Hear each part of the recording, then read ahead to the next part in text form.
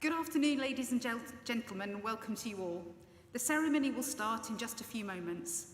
The procession is on its way, but before that, I have a few obligatory requests and notices to give out. Please ensure all mobile phones are on silent, switched to flight mode, or switched off.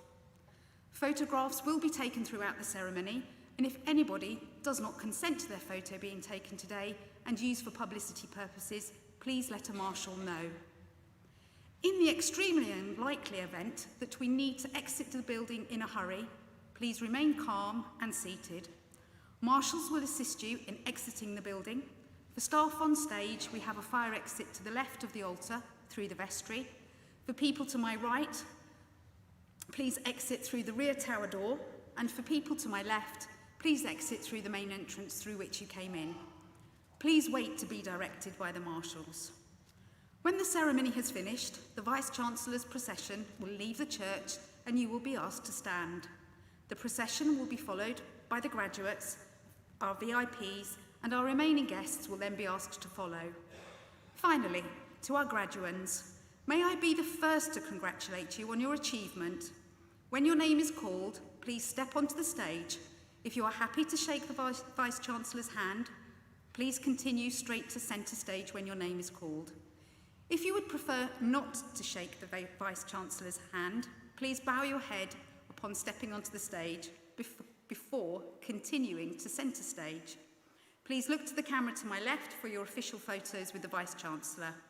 When you leave the stage, please walk through the middle of the church to the back of the church to collect your certificate, and then walk through the right-hand side here to get back to your seats.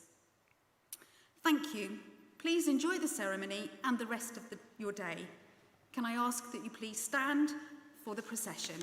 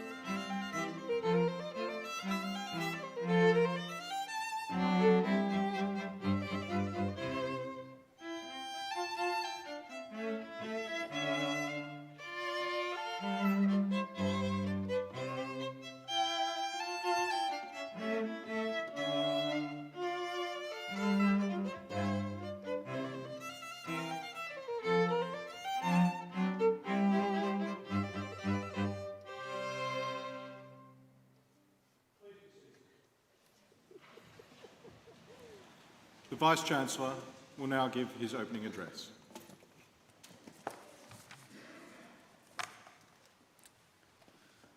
The Right Honourable the Lord Lingfield, Lady Lingfield, Professor Sir Geoffrey Nice QC, Professor John McIntosh CBE, Professor Barnaby Lennon CBE, Professor John Drew, distinguished guests, friends and family of the Graduands of the University of Buckingham, it's my absolute pleasure this evening to welcome you to this ceremony for the conferment of degrees.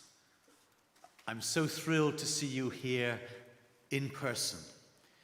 I don't know about you, but I've been completely teamed out, zoomed out, and we are now able to gather here together, including the young ones, to celebrate our achievements and to celebrate all that we have achieved together. You have come to the University of Buckingham in the year of the 20th anniversary of the what was first of all the Department of Education, then the School of Education, now the Faculty of Education.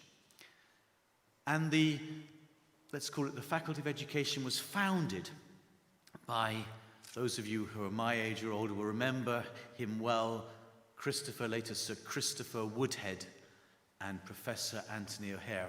Chris Woodhead, you will recall, was Her Majesty's Chief Inspector of Schools, and he was a controversial figure. He didn't mince his words, and he neither minced his words nor pulled his punches. And he became famous at one time when he gave a figure. I'm sure Professor Lennon will correct me if I'm wrong here, but 46,000 teachers are not up to scratch, he said. And so, partly in response to his understanding of the poor state of the teaching profession, he then created, with Professor Anthony O'Hare, the Department of Education here at the University of Buckingham in order to improve the teaching stock of the nation. And so from the beginning, your department, your school, your faculty was set up in a sense as a rebellion against the status quo. And that fits in actually with the way the whole University of Buckingham was in fact founded. It was founded the first students were taken in 1976, and it was explicitly designed as an independent university because many of those, many thought that there was too much government intervention in education, in higher education, and we should have a fully independent university to show what was possible outside of government control. And in fact, this was the theme of the very first matriculation speech delivered on this very spot by one Margaret Thatcher. On the 6th of February 1976, she came here to welcome the very first students. And she said some things that I think are still relevant to us today. I'll quote from her wonderful speech of the day.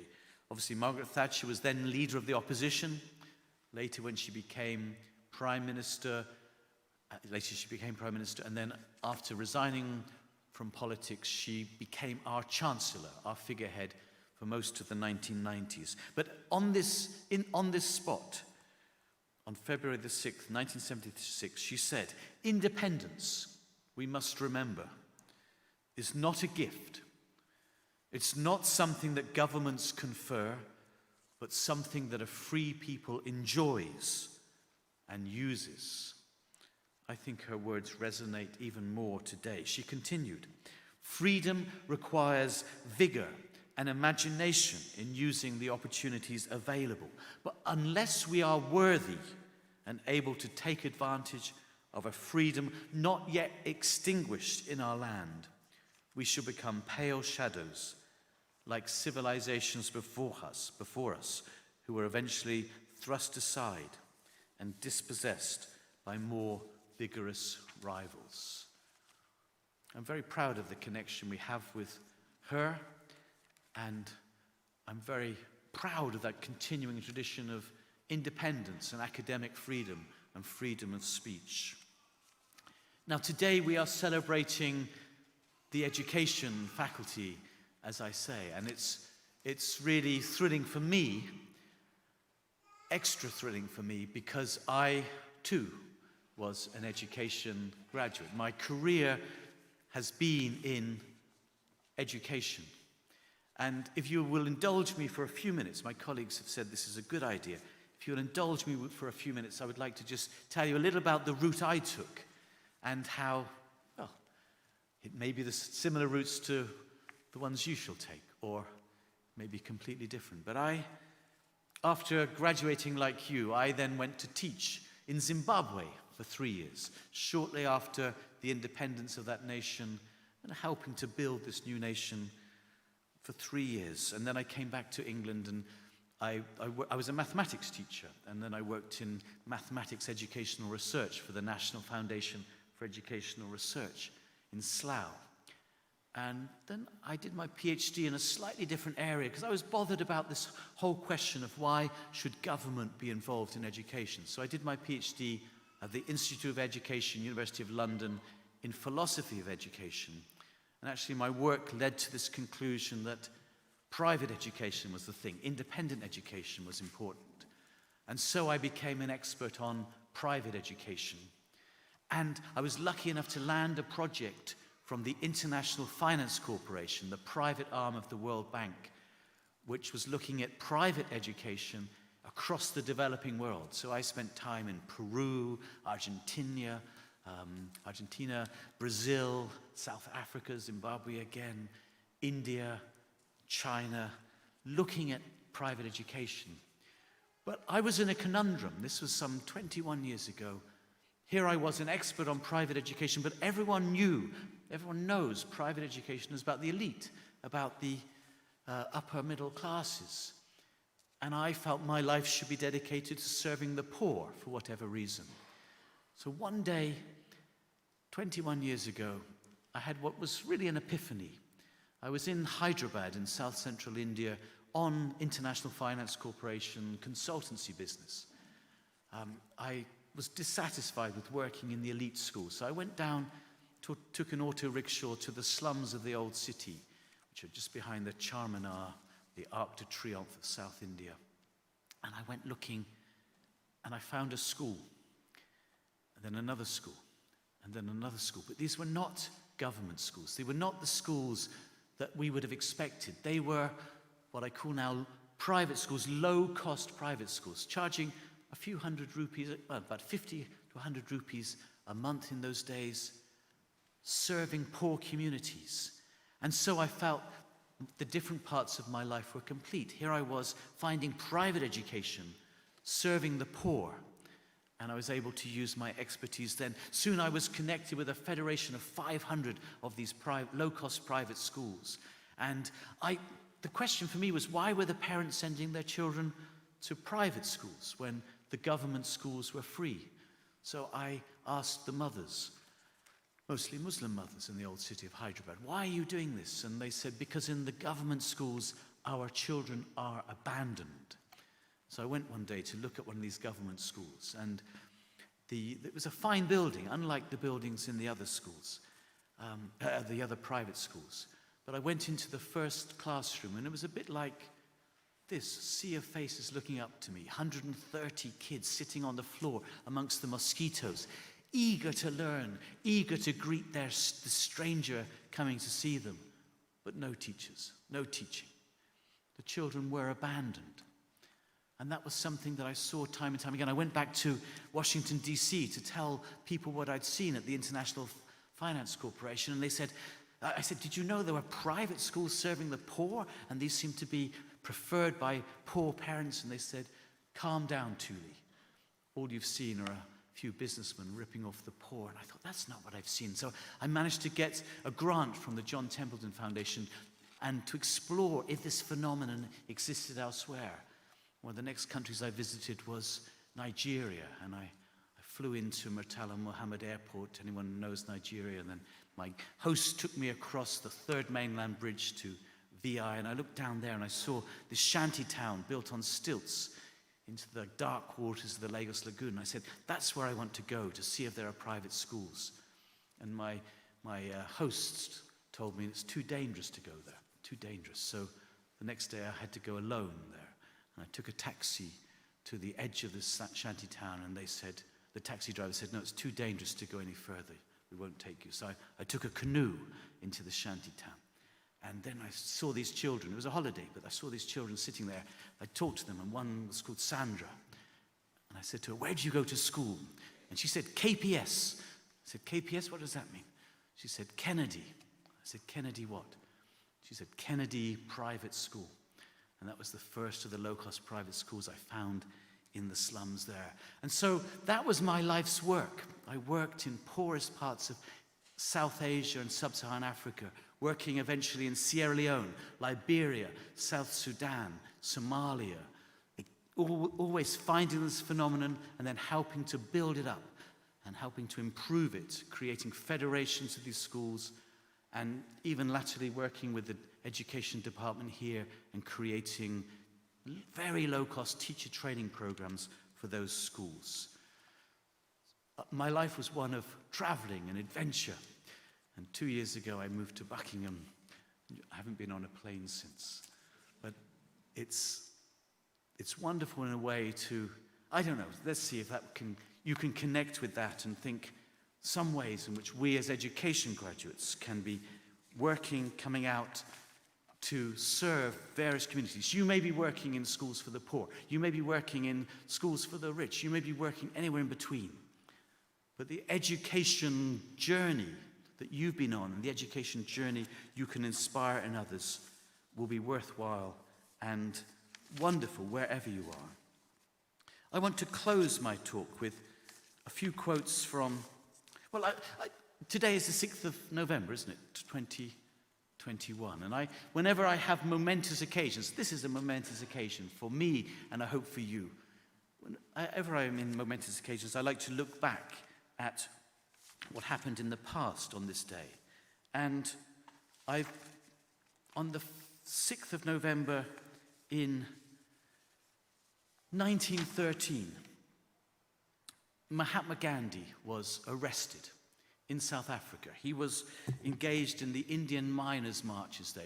Mahatma Gandhi, of course, most famous for his work, non-violent resistance to the British in India, but he was also there in South Africa, first of all. And he was arrested on this day in 1913. And I'd like to close with 3 quotes from Mahatma Gandhi, which I hope are relevant to us today. As educators, we believe in lifelong learning. And Mahatma Gandhi said this about lifelong learning. And let's not take the first sentence too literally, but I think the second sentence is good. Live as if you were to die tomorrow. Learn as if you were to live forever. So the first phrase is really about carpe diem, isn't it? Seizing the day, recognizing, don't procrastinate.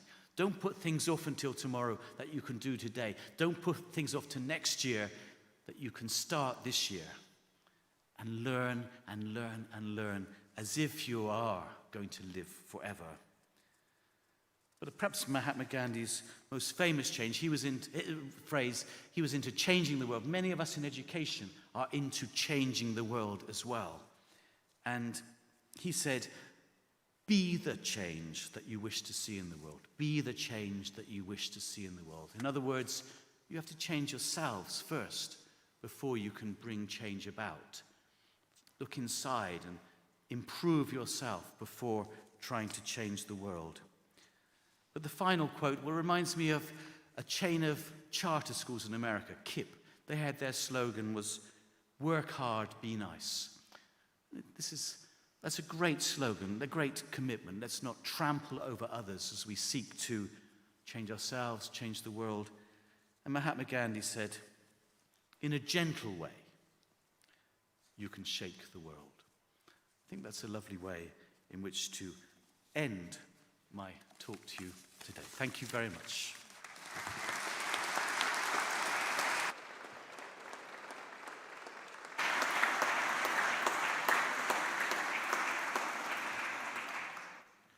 Vice-Chancellor, Professor John McIntosh, former Vice-Chair of the Council of the University, will present Lord Lingfield for the degree of Doctor of Laws, honoris causa.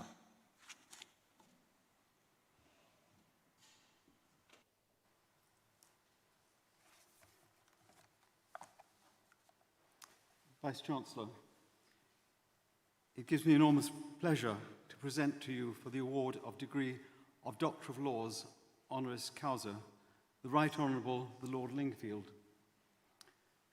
Robert Balshin, Baron Lingfield, Knight Bachelor and Deputy Lieutenant, is a British educationist, noted as an advocate and a pioneer for school autonomy.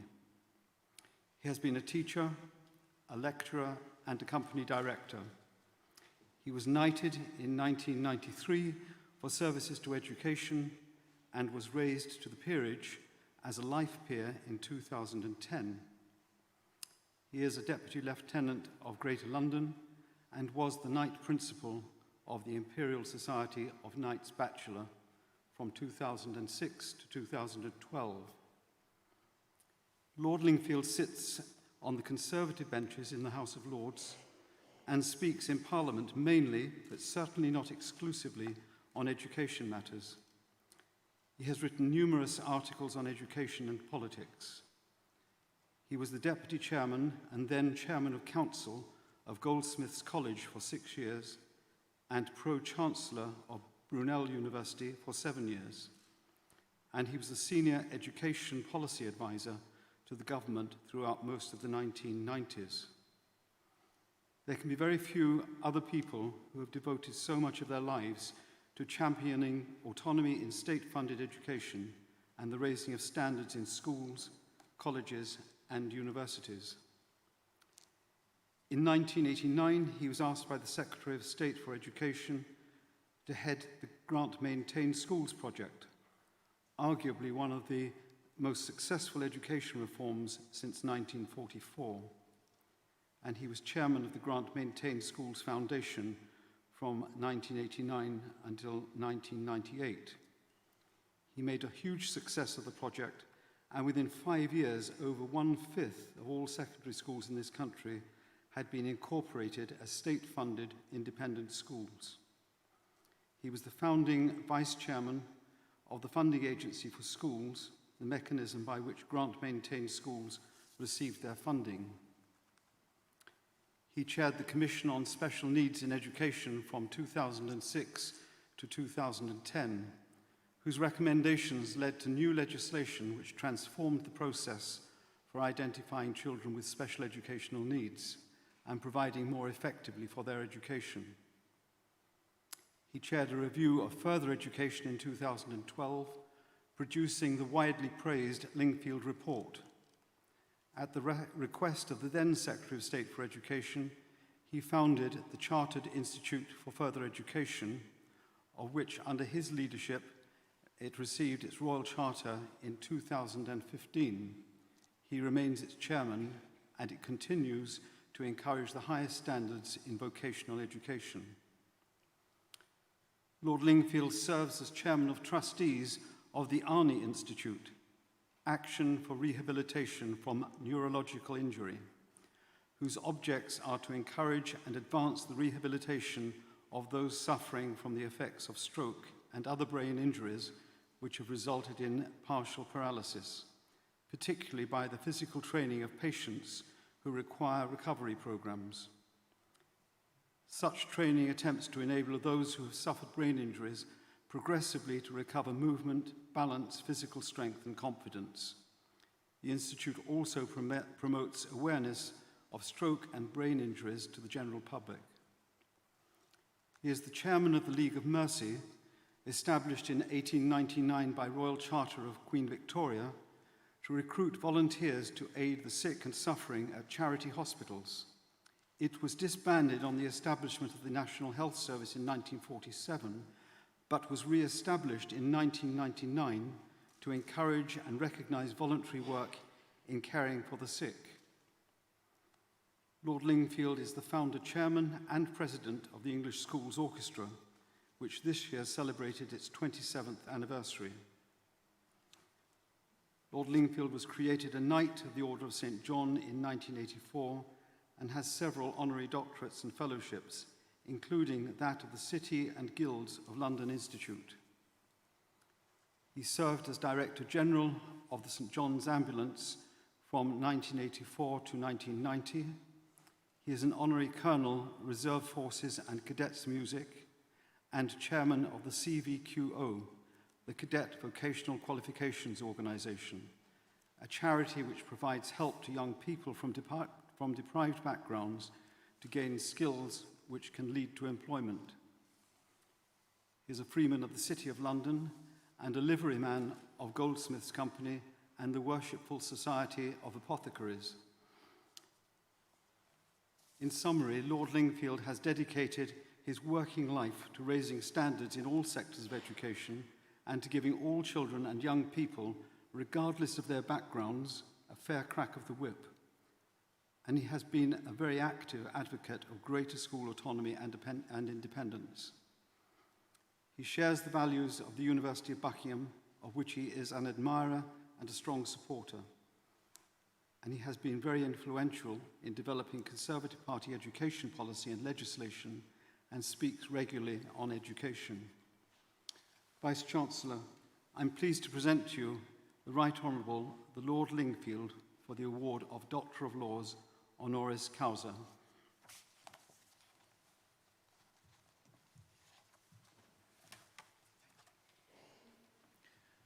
By the authority of the University, I confer upon you the degree of Doctor of Laws honoris causa.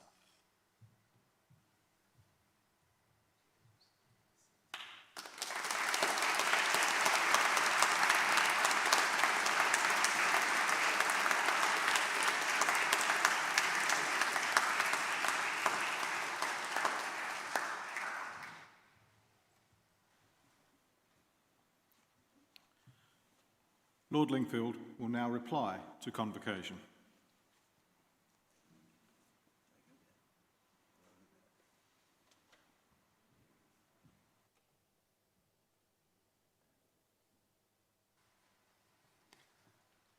Vice-Chancellor, Professor Mackintosh, ladies and gentlemen. The story is told of Sir Winston Churchill that he was at an academic occasion very much like this one, except in the United States of America. And the first speaker took as his theme the letters Y, A, L, and E, because he was an alumnus of Yale University. And Y, he said, stood for youth, and he talked about youth for about 10 minutes. A, he said, stood for activity, and he gave activity about a quarter of an hour. L, he said, stood for learning, and that got 10 minutes, and he'd been on his feet for the best part of an hour by the time that he'd finished E for education. There was a brief but relieved applause, and in the silence which followed, a voice could be heard saying in the front row, "I suppose we must give thanks to Almighty God that he didn't go to the Massachusetts Institute of Technology." So, Vice-Chancellor, I shall be brief. I had the great privilege some years ago of giving an honorary degree of the University of London to the famous Russian cellist Vladimir Rostropovich. And as I handed him the diploma, he whispered in my ear and he said, "This is my 19th honorary degree, and I love every one of them." Well, I've no doubt he made it to 20, but I'm going to stop right here because I can conceive of no greater honor for me than to have an honorary degree of the University of Buckingham, of which I've been the greatest admirer since the 70s, where, as you've heard from the Vice-Chancellor, it was first founded by some very forward-looking people, and I believe absolutely in those values and those principles which underpinned its foundation, which is that an institution independent of the state and in which all the major decisions are taken not by officials in London, but by the professionals on the spot, will be far more responsive to the needs of students and indeed will produce a far better service in the end. May I congratulate every one of you who've worked terribly hard for your degrees and are going to come up here in a moment. And in congratulating you, I'm also congratulating the academic staff and indeed the administrative staff of the university, because they've worked with you with their scholarship and their professionalism at a very, very difficult time during the vicissitudes of lockdown and the pandemic, to turn what was just potential in you when you joined Buckingham into the very real success that all of us, graduates, staff, family, friends, are all celebrating today. And thank you so much, Professor McIntosh, for your very kind words that you said about me, or not all of them entirely deserved. And thank you, Vice-Chancellor, for this very special new relationship for me with the University of Buckingham. Needless to say, should I be able to be of service to the university at any time in the future, I should be very pleased to be asked. May I wish every one of you every possible success in your careers and your lives ahead. And thank you for the signal honor that you do me today with this degree. Thank you.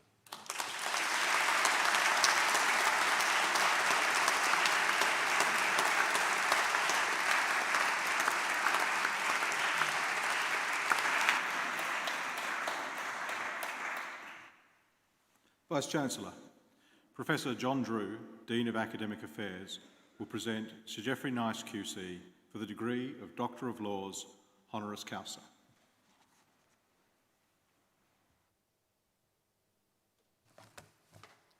Cicero, the Roman lawyer of the 1st century BC, who invented the made-up word humanitas, from which we derive the English word humanity, came up with a powerful and disconcerting idea about 50 years before the birth of Christ.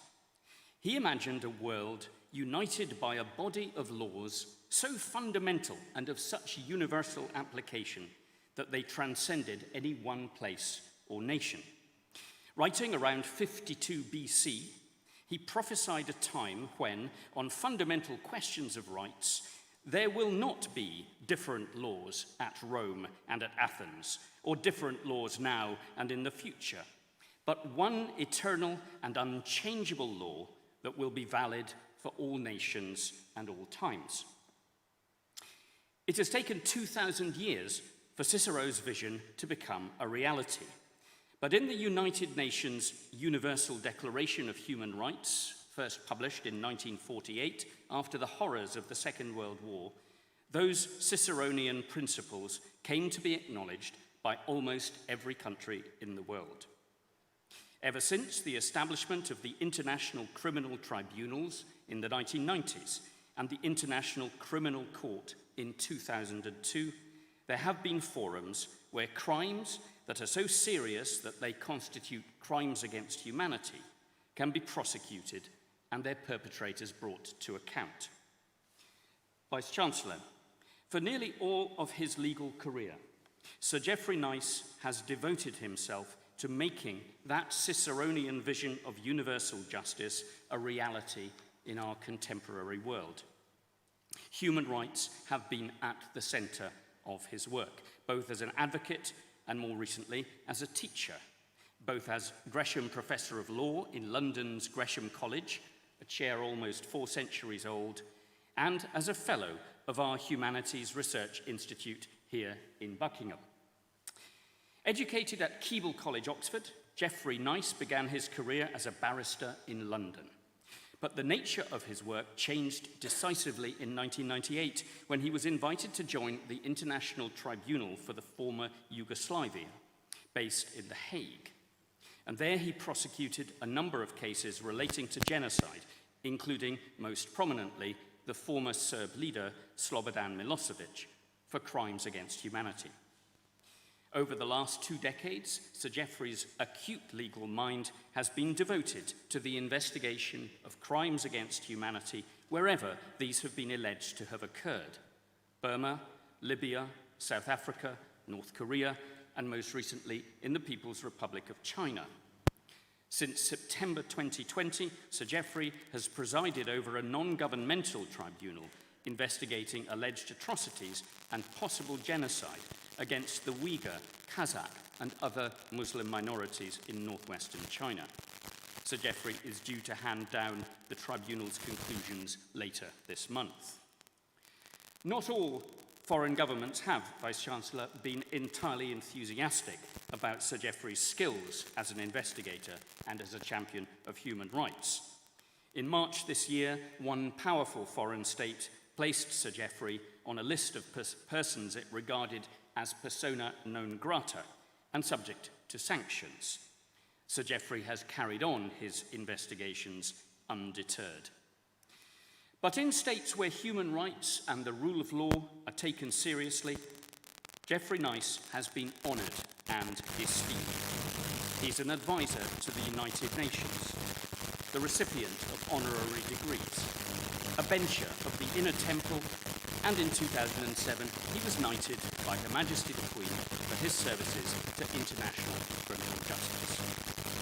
Today, we honour Sir Geoffrey Nice's efforts, not only to uphold fundamental human rights, but also to ensure that the powerful who violate them are made to answer for their crimes. Throughout his career, he has fought to ensure that human rights are not just the privilege of the world's rich nations, but also the birthright of those who need them most, those who live in the poorest regions of the earth, and ethnic and religious minorities wherever these are oppressed by despotic rule. We take great pride in the fact that Geoffrey Nice is one of our own. A professor in the University of Buckingham for over a decade, he has supervised our research students, lectured our graduates, and been a distinguished and much admired colleague. And it therefore gives me great pleasure to invite Sir Geoffrey Nice to come forward to receive his degree.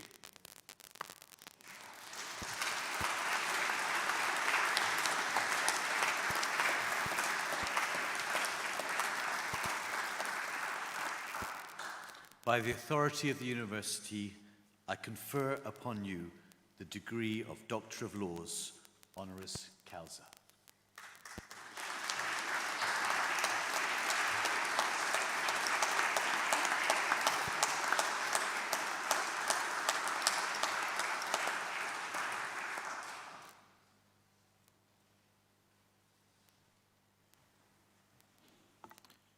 Sir Geoffrey will now reply to convocation.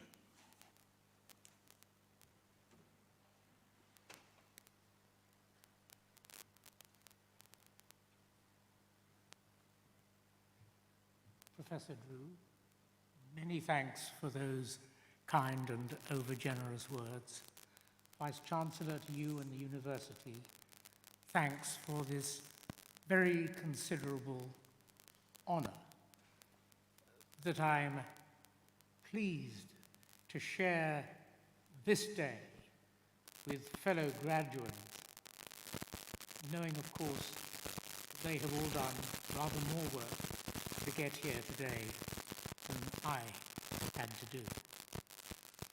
It is, for me, a particularly poignant honour to receive because I was one of those very fortunate post-war beneficiaries of the United Kingdom's most generous welfare state.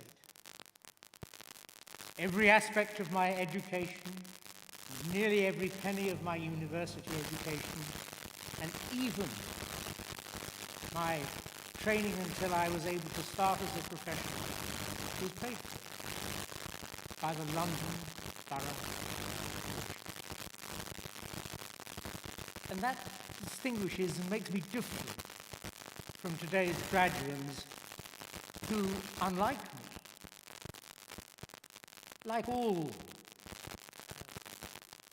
university students these days, but particularly perhaps here, have to know both the value and indeed the cost of education. And that, I dare say, makes the decisions that they have made better thought out than mine were. If I'd had to do a bit more serious thinking about how I could be educated, maybe I would have done things rather differently. It was all a bit too easy for me. From my experience, I have only two suggestions to make to you, in case they're of some interest or value. The first is that as a lawyer, I don't know whether I was able to make not very much. I don't think I did. But I wasn't able to spend very much. Why is that important? Because when the time came that there was a chance to do something different, which didn't necessarily make as much money as even I had been able to make, I was able to change career more or less completely. And boy, am I glad that I did, because the last 20-odd years have been so much more interesting and exciting for me, really, than the first 30. And so it's important in life, you may think, as you make the next set of decisions, always to allow a margin or a little slack so that you can change course if you decide you need to. And the second thing I want to say to you is one of the things I actually say to new lawyers, young lawyers mostly. But it has a connection with you and your careers. My mother was a primary school teacher. She had indeed to challenge that same Lewisham Borough Council in order to get back to teaching, because although some of you may not know this, after the war it was still a rule in education that married women could not teach. But she won that little battle. She was my first primary school teacher, remained a teacher for the rest of her life. Now, what is it that I tell lawyers? Well, I say to lawyers, what do you want to do? You can, of course, quite likely become extremely well paid, because some lawyers are very rich, maybe overpaid. Or you could become a judge and gather great public kudos and stature. Or you could possibly go off to the international courts and be able to tell your friends how you tried someone for 10 years for genocide or crimes against humanity. Or you could work on the high street or in a small town.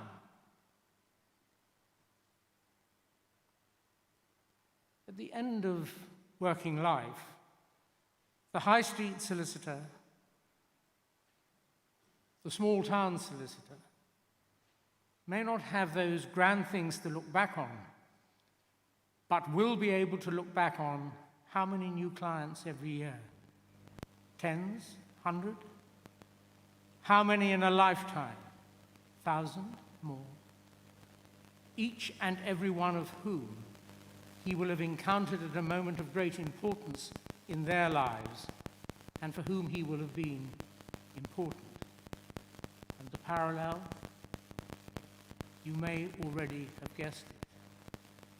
As well as having a parent who was a teacher, I have many friends who are teachers.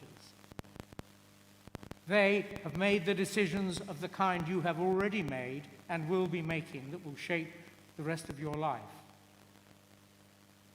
None of them, to my knowledge, has ever regretted what they have done. Everyone has recognized in their own and different ways how they have contributed individually and collectively to the lives of the people that they have taught. And it is absolutely clear to me that the decisions that you have made are decisions that will be of great profit to the countries in which you will serve. Vice-Chancellor, again, my thanks for making this award to me. I should, I say, have echoed the words of Professor Lingfield that all others, including the parents, but also all the staff of the university, need to be both thanked and congratulated. And I can echo his words again in saying what a great honor it is that you have bestowed on me. Thank you.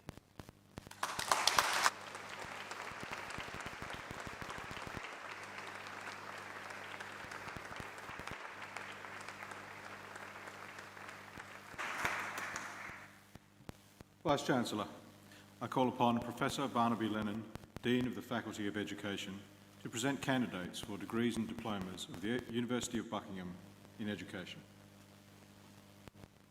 Good afternoon, everybody. Well, I was a teacher for 40 years, and in a way I still am. I'm still in touch with my friends from school and university, and although some of them have made more money than me, I'm so pleased that when I left university, I decided to be a teacher, and I hope that you have that feeling too. The joy of being able to stay close to a subject I love, the discovery that I could continue throughout many years to develop my understanding of my subject, while taking on new responsibilities as the years ticked by. I never ever found teaching boring, and I often found it riveting. Not enough people can say that of their jobs. The fun of working alongside like-minded colleagues, the everyday drama of school life, the terrible things some pupils do, the wonderful things some pupils do, the fact that few jobs have the capacity to make so much difference to the lives of people. The other day I was invited for coffee with the head of the British Army, who claimed that I had taught him in 1980. He meant little enough to me, I'm afraid, except for the fact that the coffee was a reminder to all us teachers that, in some small way, that had some significance to him, I had said or done something that he still remembered and which had had a helpful impact on his life. And in 30 years' time, I promise you that most of your pupils will remember you. Many will be grateful, especially for your pressing on during those dimly remembered days of that virus. Many will remember a good deal of what you taught. Some will recall individual lessons and even specific things that you said in individual lessons. No one told me that was happening when I was doing teacher training. Because you are the key workers. We teachers, we may not be hugely wealthy, but we are rich and so clever for having chosen a profession which leads to a life which is brimming with interest and full of moral purpose. So, Vice-Chancellor, I present to you the Graduands in Education, starting with the degree of Master of Arts in Education with distinction, Karen Cashman.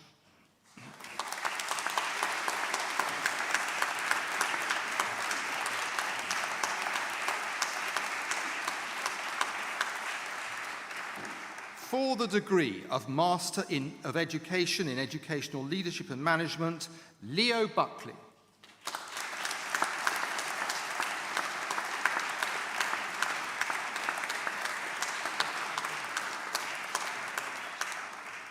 Lorian Holder.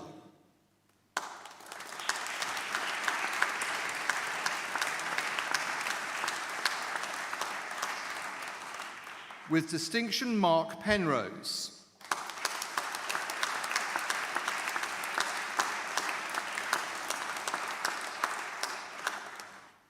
Jennifer Shaw.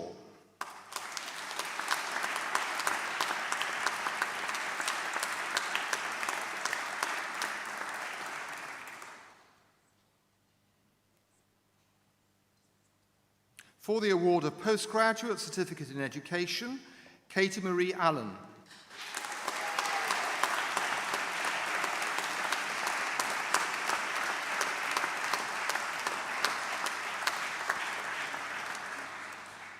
Saba Arif.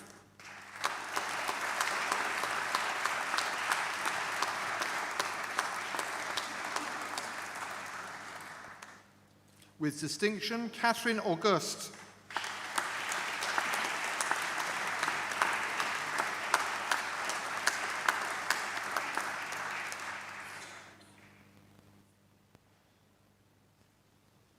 With distinction, Victoria Barker.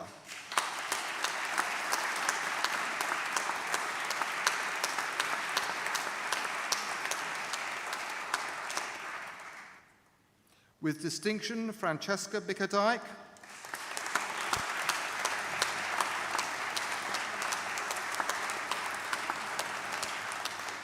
Lauren Codling.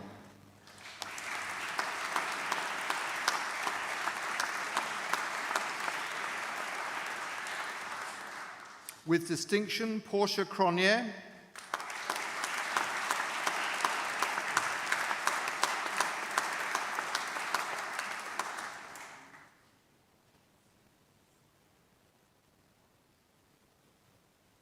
Lucille Herode.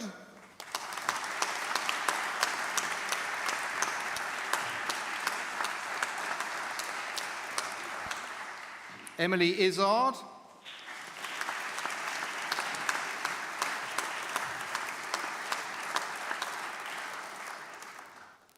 With distinction, Maisha Khan.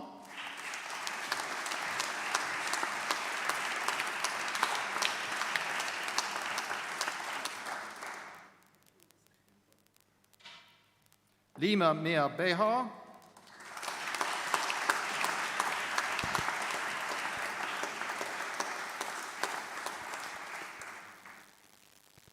With distinction, Victoria Moyo.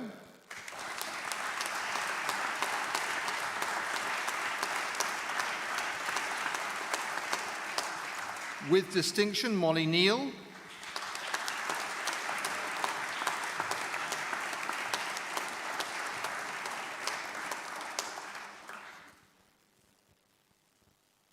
Joshua Patterson.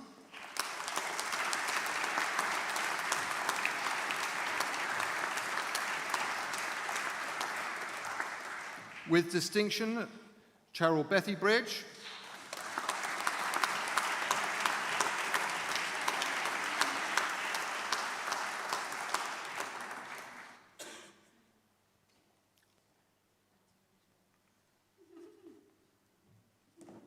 Mohammed Rabbani.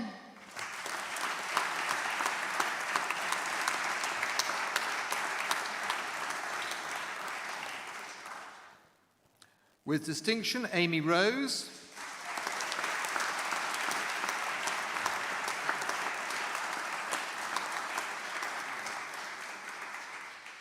Georgina Scott.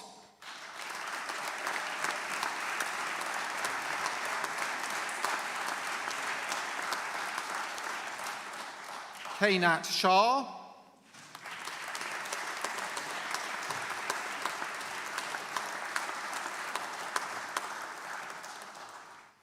Sabah Shah.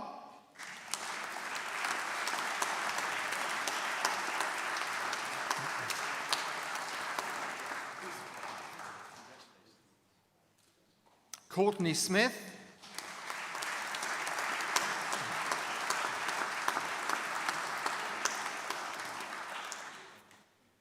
Imogen Stewart Nell.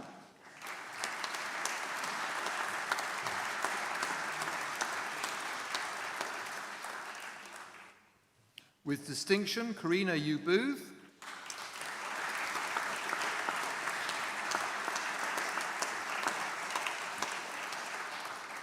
For the award of Postgraduate Certificate in Education with Qualified Teacher Status, with distinction, Isabel Francis Bayton.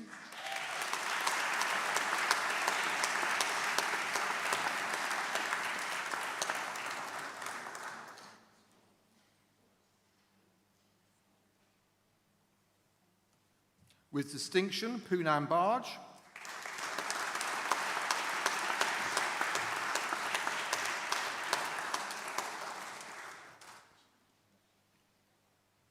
With distinction, Carolina Clements.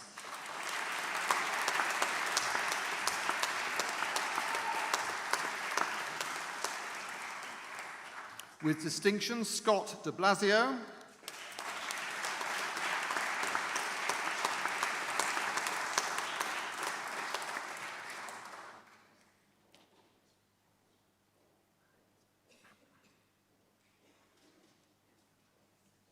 With distinction, Megan Dornan.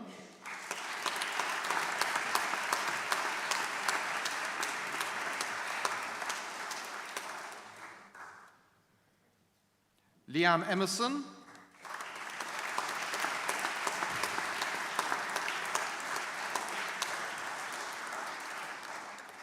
With distinction, Benjamin Gould.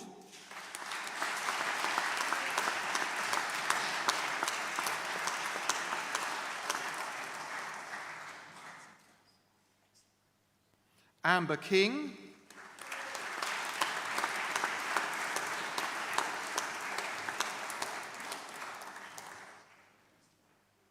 With distinction, Athena Lamb Evermy.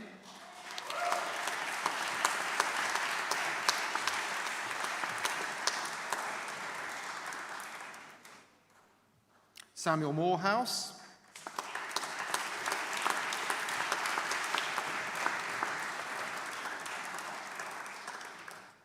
With distinction, Neve Phillips.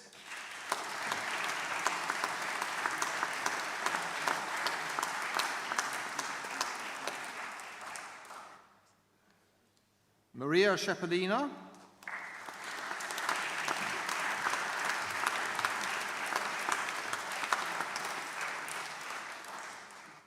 Yasmin Wanes.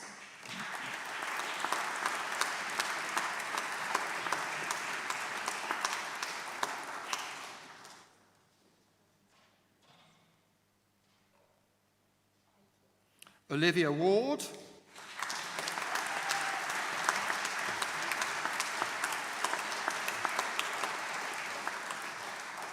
With distinction, Morna Weir.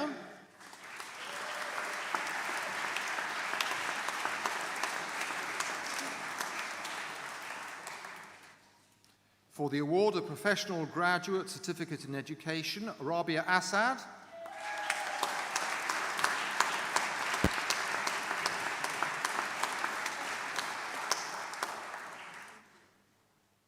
Shanice Kahati.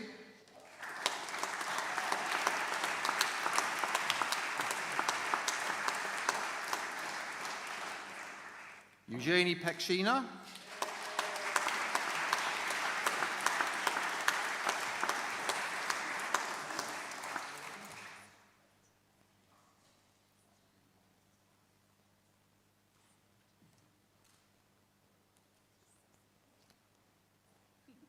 With distinction, Sally Mayer.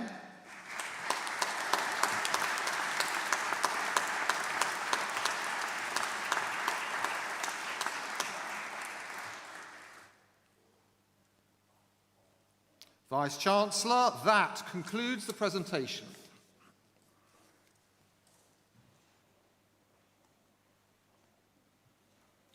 Vice-Chancellor, I call upon you to confer degrees and diplomas upon candidates whose names have been published in the programme but who are unable to be present here today.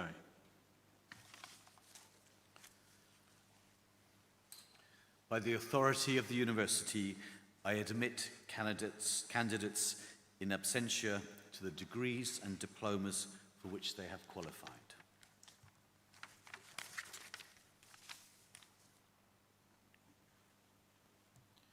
The Vice-Chancellor will now close this ceremony. Distinguished honorary graduates of the University of Buckingham, distinguished guests, and dear graduates of the University of Buckingham, I congratulate every one of you on your achievements. I congratulate you for the hard work and perseverance and your persistence through such a difficult time. I know it's been, well, certainly in my life, one of the worst years one can imagine. But you stuck through it all the way through. I became Vice-Chancellor during this, just a year ago, and I know what it's like to have to work remotely, and I know you've been working remotely throughout this time. And some of you will only have just come to Buckingham, some for the first time. So even though it's going dark now, I do ask you and make sure you look around, because the University of Buckingham is in a very special site. It's there in a fold of the River Great Ouse, surrounded on three sides by water, and in fact is on the site of the original 6th century Saxon site of the settlement of Buca's people. And the fourth side was here. This is where the Saxon fort was, on this slight hill. And the Saxon fort then became a Norman castle, which is why the road coming here is called Castle Street, in case any of you were wondering about that. And now, of course, the church has been here since the late 18th century. I'm thrilled to have been here with you. As I told you, the education graduates are very special to me, more special than perhaps they should be. Don't tell the other graduates, please. But it's wonderful that we've been able to share this together. In a moment, we'll be going down to the Ballough lawn, and we'll be able to meet over a drink and canopies then. But someone once remarked there are two lasting bequests we can give our children. And by extension, I think we can give our students and our graduates two lasting bequests. One is roots, the other is wings. And this saying reminds me of the University of Buckingham's motto, which is Alice volans proprius, translated from the Latin, flying on our own wings. And I'd like to think that we've helped you get those wings, your degrees, your certificates, your diplomas, your experience, that we've played some important role in giving you your wings so that you can fly. And wherever you fly, whether it's to different parts of the world, whether it's locally, whether it's within teaching or within teaching administration or education administration, whatever you do, I think that you will be flying in part because of your experiences with us. And I'm very proud to know that. But the second thing, roots. I want us also to be part of your roots. I want you to see yourself as part of the growing international family of Buckingham alumni. Every one of you is important to us as a family. Every one of you, we are interested in what you're doing. So to conclude, I want to say, you are very important to me, to us. I want to thank you, family and friends, for coming here. I want to congratulate the graduates here. But most of all, I want to say, keep in touch, please. Thank you very much.